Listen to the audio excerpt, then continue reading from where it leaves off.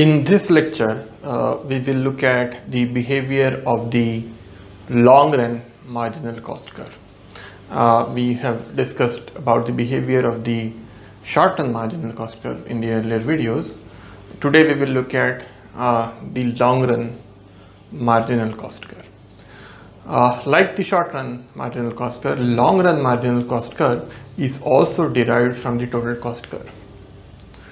The difference between the two is that the long run marginal cost curve is much flatter in shape as compared to the short run marginal cost curve.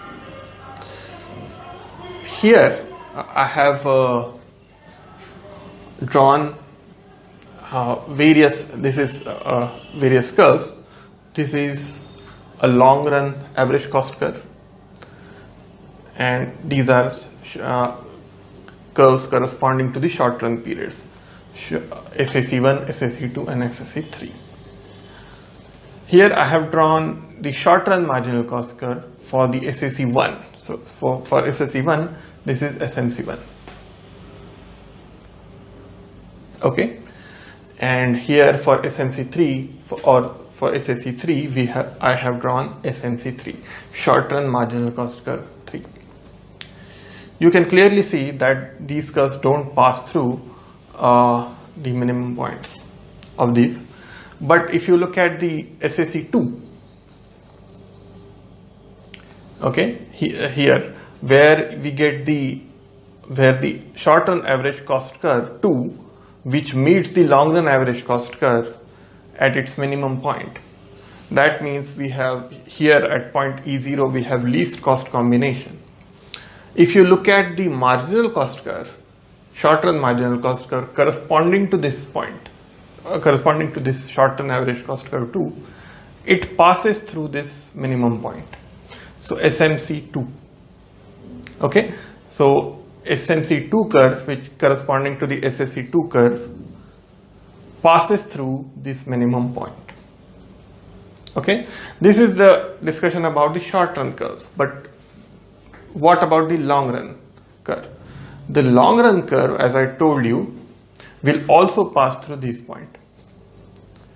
Okay, so it is, as I told you, it is a flatter U-shaped or flatter curve, much more flatter curve. Okay, as compared to the short run curves. You can look at the blue curves here and look at the red one, long run marginal cost curve. It is much flatter. This indicates that as output expands,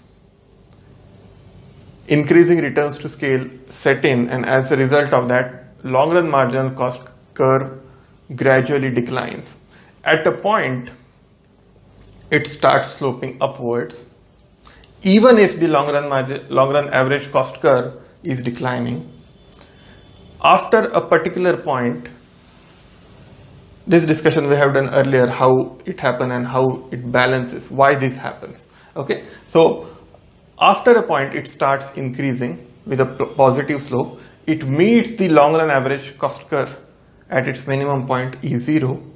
At this point, the long run average cost curve is equal to the long run marginal cost curve.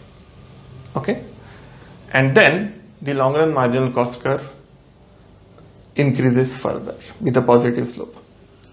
Point to be noted here is when the long run marginal cost curve is declining along with the average cost curve, it exerts a downward pull on the long run average cost curve.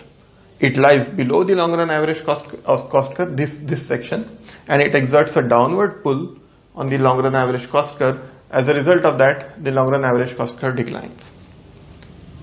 At this point E0, long run marginal cost curve is equal to long run average cost curve. So there is a kind of balancing effect.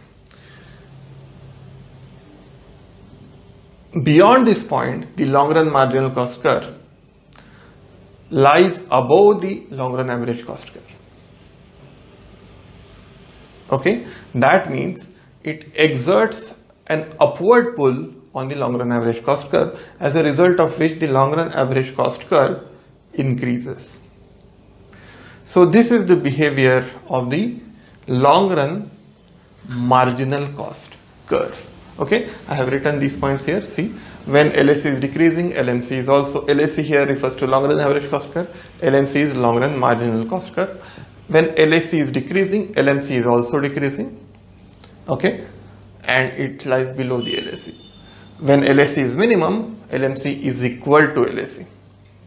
And when LAC is increasing, LMC is also increasing and it lies above LAC, which exerts the upward pull on the long run average cost curve. So this is the behavior of the marginal cost curve in the long run. It is same as that in the short run, but the only difference being the long run marginal cost curve is much more flatter. And the first here, when it declines, the decline is much more gradual. When it increases, the increase in the LMC curve is also much more gradual as compared to the short run marginal cost curve. Okay, so therefore this LMC curve is much flatter as compared to the short run marginal cost curve. Okay, so this is the behavior of long run marginal cost curve.